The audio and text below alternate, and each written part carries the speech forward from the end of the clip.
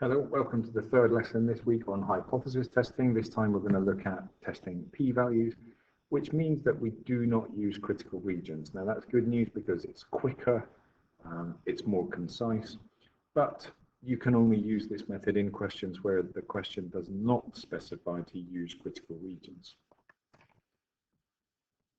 So here we have a pretty standard looking question at the moment. You should be recognizing these questions by now. We have treatment for a disease with a 2/5 probability of success. Doctor has undertaken research and produced a drug, and it's been successful 11 out of 20 patients. Doctor claims that the new drug represents an improvement on the standard treatment. Test the claim made by the doctor at the 5% significance level. So as ever, we start by describing our distribution. So we have a binomial distribution with 20 patients as our sample size and probability of success 0.4, that's the 2/5. You can write it as a fraction if you want to. And we state our null hypothesis, which is that p is equal to 0.4. And we state our alternate hypothesis, which now that we've studied lower and upper tail tests, we're going to look at carefully. We're saying in this one, the doctor's claiming the new drug represents an improvement on the standard treatment. So that means that the probability of success will have increased. So we're saying that the probability is going to be greater than 0.4. So you have to read the question carefully. You need to interpret the language being used. We have a 5% significance level, and we have a one-tailed test. So the great news about not doing critical regions is we don't really need the expected value for this. We don't really need to calculate several different probabilities or even do the 1- thing that we did before. What we're looking at is just the test statistic, which is this 11. So it's been successful with 11 out of 20 patients. So all we need to do is work out what's the probability of this being successful 11 or more times. Now, we will have to do 1- in this instance if you're using the class whiz, and hopefully you're getting quite good at that now. So we'll do greater than or equal to 11. We'll set it up using menu 7 as ever. And we're going to have, we're testing less than or equal to 10, so that's what we use in the calculator. Our n is 20 and our p is 0.4. So we're going to do it 1 minus 0.8725 to 4 decimal places. And when we work that out, minus 0.8725, we end up with 0.1275. So the probability of there being greater than or equal to 11 successes in this experiment is actually 12.75%. Now, for this to be a significant result, we'd be looking for this probability to be less than 5%. Okay, it's only at that point that it becomes significant, just like when we compared our results with the critical region.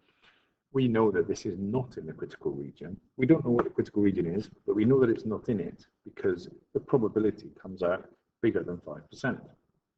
So what we do to finish the question is just to say that 0.1275 is greater than 0.05, and so we make our conclusions. Therefore, there is insufficient evidence to reject H0.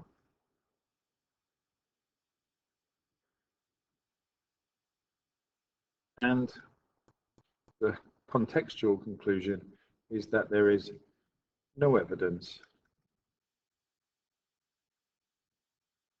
that the doctor's claim is correct.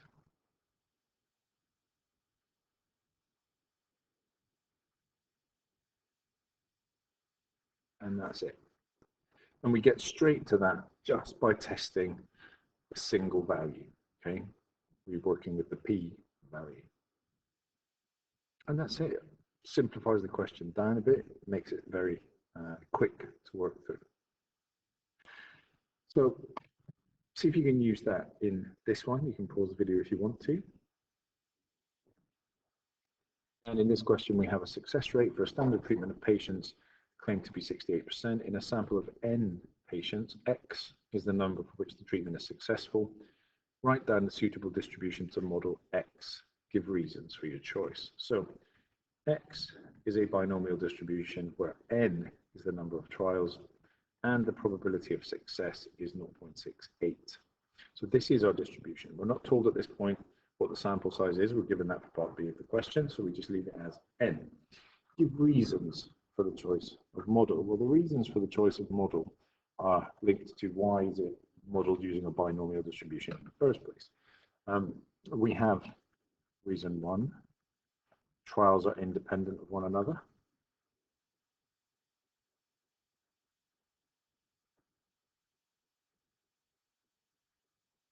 Which means the probability of success in one does not affect the probability in a second one.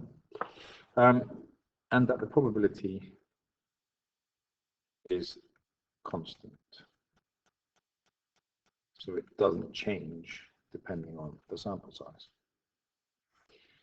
So for part B, we're told that we have a random sample of 10 patients. So our distribution suddenly becomes 10, 0.68. And in only 3 of the cases was the treatment successful. It's thought that the standard treatment was not as effective as claimed. Test at the level of significance 5%. So we need to state our hypotheses. So our null hypothesis is that the probability is 0.68. The alternate hypothesis in this case is that the probability is actually less than 0.68. It's saying that only 3 cases out of 10, which is less than 68%. It's thought that the standard treatment is not as effective as claimed, so less effective. Okay? We have 5% significance level, and this test is one-tailed. Again, next lesson is when we look at the difference between one-tailed and two-tailed. So then we test our test statistic. We're going to say, what's the probability that you get less than or equal to 3? So it's less than or equal to 3 because we're looking to see if that probability is going to be below 5%.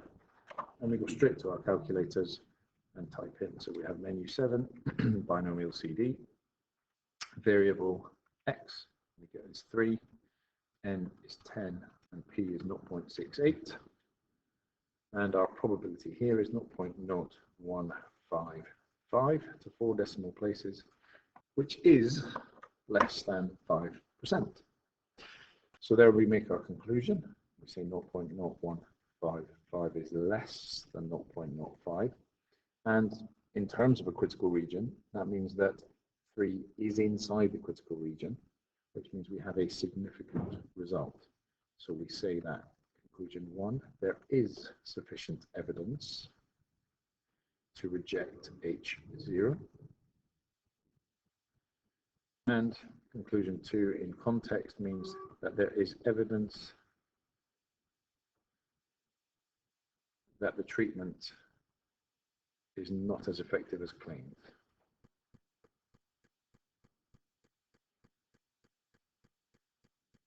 Again, using the language of the question. And we're done. So these questions, hopefully, they're getting quicker and quicker to work through. Okay, they're all standard. You need to hit certain points, but once you hit them, it's pretty standard stuff. So the final question in this lesson is a revisit to a question that we did in the very first lesson this week. Linda taking her taxi to work. So we've got this long period of time. The taxi's late once a week. The taxi firm changes the driver, and Linda thinks the taxi's late more often. In the first week with the new driver, the taxi's late 3 times. We're assuming it has a binomial distribution. We have a 5% significance level, etc., etc. So here is the quicker way to work through this particular question. So we have a binomial distribution 5 days a week, 5 times a week that Linda goes to work. And we have a success rate, which is taxis at late once per week. So 1 out of 5, which is 0.2. Our null hypothesis, which we still have to state, remember, is 0.2. And our alternate hypothesis is that this is going to be, it's going to be greater than 0.2. Okay. So we have 5% significance level, and this is a one-tailed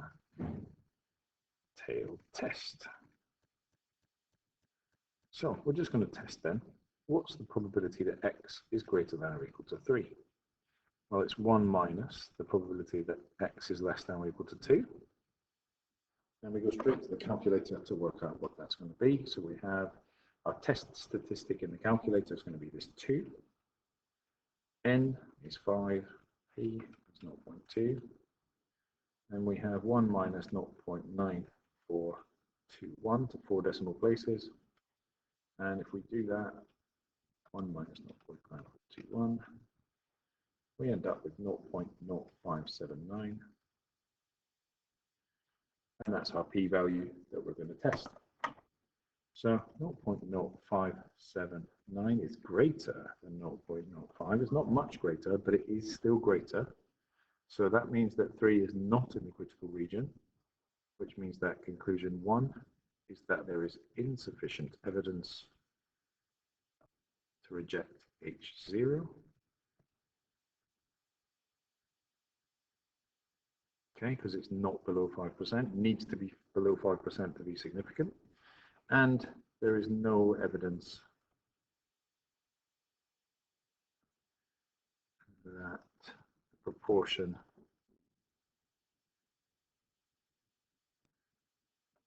of times the taxi is late